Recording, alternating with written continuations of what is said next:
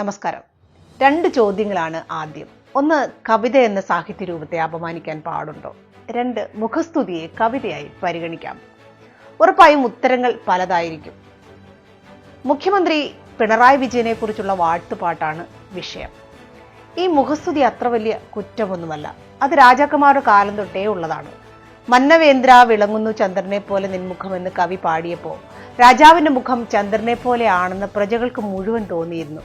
എന്നാൽ ഇവിടുത്തെ പ്രശ്നം എഴുതിയ ആളിനും പാട്ടുകാർക്കും മാത്രമാണ് മുഖ്യമന്ത്രിയെക്കുറിച്ച് ഇങ്ങനെയൊക്കെ തോന്നുന്നുള്ളൂ എന്നതാണ്.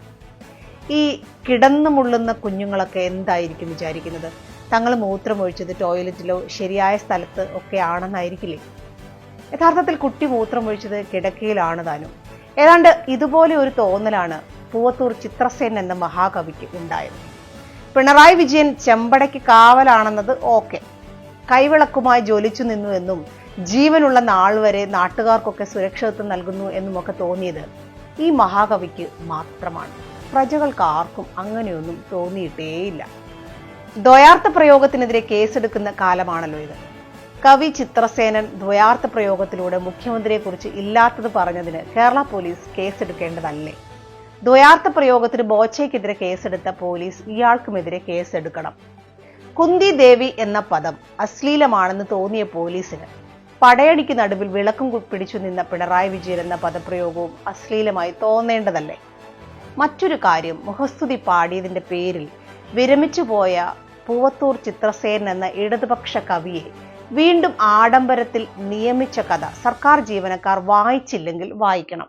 എന്നിട്ട് പണിമുടക്ക് പിൻവലിച്ച് നാളെ മുതൽ പിണറായി സ്തുതികൾ എഴുതി തുടങ്ങണം. 5.5 ലക്ഷത്തോളം പിണറായി വാഴ്ത്തുകൾ കേരളത്തിലെ സർക്കാർ ഓഫീസിൽ നിന്ന് പിറവിയെടുക്കുമ്പോൾ ജീവനക്കാർക്ക് DAയും ശമ്പള പരിഷ്കരണ കുടിശ്ശികയും ഒക്കെ ഉറപ്പായും അക്കൗണ്ടിലെത്തും. വ്യക്തിപൂജയൊന്നും കക്ഷിക്ക് അത്ര ഇഷ്ടമല്ലെങ്കിലും വാഴ്ത്തുപാട്ട് ഇഷ്ടമാണല്ലോ. ലോക തോൽവിയാണെങ്കിലും വിജയൻ എന്ന് വിളിക്കുന്ന നമ്മുടെ മുഖ്യമന്ത്രി അത് കേട്ട് പുളകിതനാകട്ടെ. MG പോയതിന്റെ പിന്നാലെ ആ വിടവിലൂടെ എത്തിയ മഹാകവി ചിത്രസേനന് വലിയ താമസമില്ലാതെ ഒരു സാഹിത്യ അക്കാദമി അവാർഡ് കൂടി നമുക്ക് പ്രതീക്ഷിക്കാം. ഇക്കഴിഞ്ഞ വർഷങ്ങളിലെ സാഹിത്യ പുരസ്കാരങ്ങളെല്ലാം കിട്ടിയത് സർക്കാരിന്റെ ഇമ്മാതിരി കുഴലൂത്തുകാർക്കായിരുന്നല്ലോ. കാണിക്കുന്നതൊക്കെ ശരിയല്ല എന്ന് പറയാൻ ഒരാളും സാഹിത്യ കേരളത്തിൽ ഉണ്ടാകുന്നില്ല എന്നതാണ് സങ്കടകരം.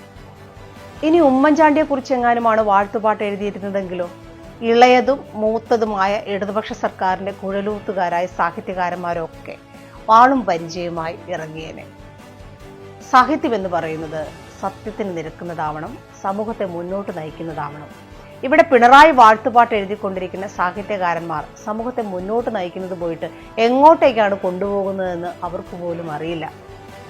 പിണറായി സ്തുതിപ്പെഴുതാൻ തയ്യാറെടുക്കുന്ന, പാടാൻ വേണ്ടി ലീവ് എടുക്കുന്ന ജീവനക്കാർ ഇടയ്ക്ക് ഓർക്കണം കേട്ടോ, ഓരോ ഫയലും ഓരോ ജീവിതമാണെന്ന്. അപ്പോൾ വിപ്ലവം വീണ്ടും വിജയിക്കട്ടെ.